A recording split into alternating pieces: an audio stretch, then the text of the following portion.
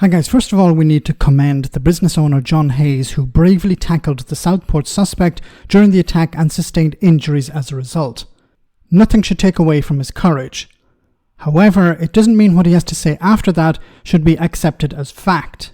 In this interview with Radio 4, he expressed dismay with Keir Starmer and suggested that there's an underlying concern with immigration. It seems this narrative is becoming fossilised. Have a listen.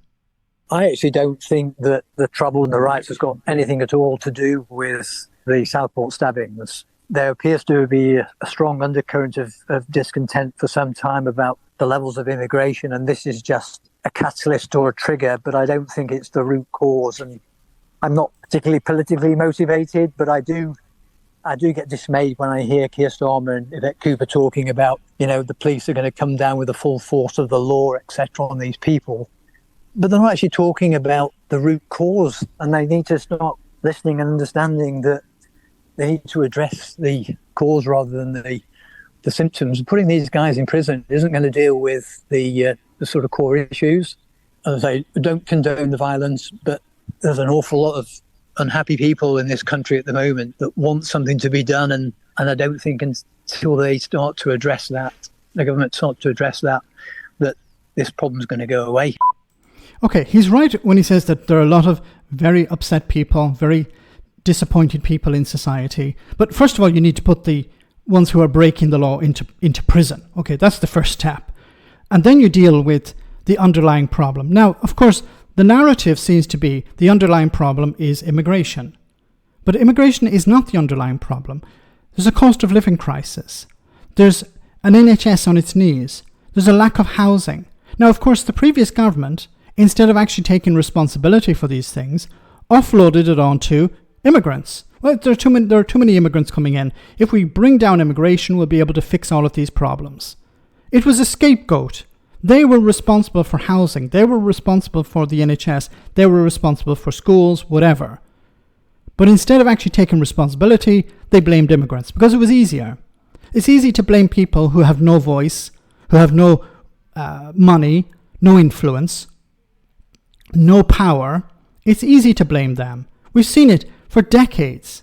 The Tories have used it election after election, and it has succeeded. Now, it sort of blew up in their faces at the last election because there was somebody even more to the right on immigration than they were.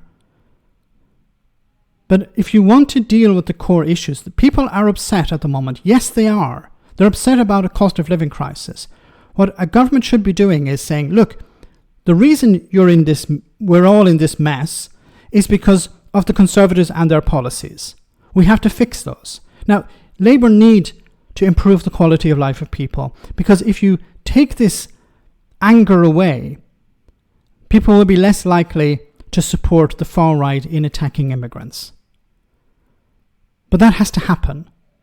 You can't just say we're going to put people in prison. First of all, put them in prison, the ones who are breaking the law.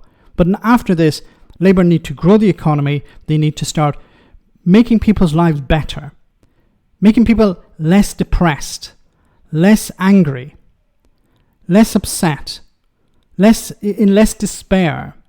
Because if they are in a happier situation, they're less likely to support people like Nigel Farage or Tommy Robinson or whoever.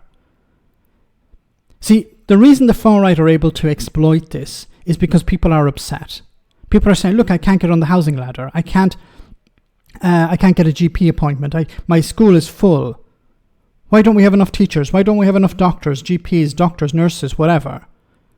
It's the immigrants. And Farage is once again pushing this line that the problem is mass immigration.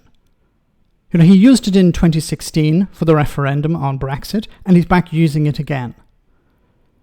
And it requires politicians to stand up to the far right, be them online, be them in politics, and challenge them and call them out and say, no, it's not immigrants that's to blame here.